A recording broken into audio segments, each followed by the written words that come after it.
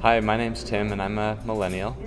I worked at a construction company previously, and I was there for a few years. They were a great company. I didn't feel like I wanted to stay long term after those few years because so many people had been laid off and my responsibilities had changed significantly, but yet there was no change in compensation or job title. And as I would go to my boss and talk with him about it, then he just said you should just be happy you have a job. And so I eventually started looking elsewhere, and I found another company, Sensi, who I've been with for 3 years as well. And with them I've been so much more satisfied, just because every day is a new adventure. We're growing, so for me, I feel happy when I feel like I'm being challenged, when I feel like when I'm learning and when I'm appreciated, and all of those things that I'm finding at Sensi. And so that's why, as long as I feel that, I'd like to stay there.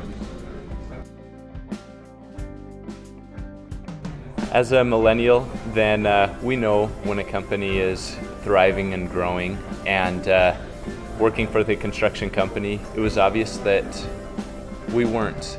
We were stagnant. In fact, when I started, our stock was around $50 a share, and when I ended, it was a couple cents.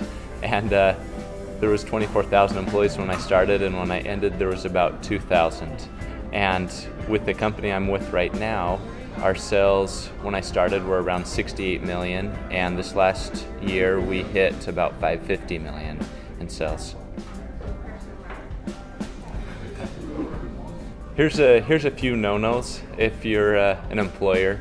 I was promised when I started there at the construction company that there would be an annual increase of a certain amount each year, as well as annual bonuses. And after 3 years, there weren't any raises, and there were actually no bonuses.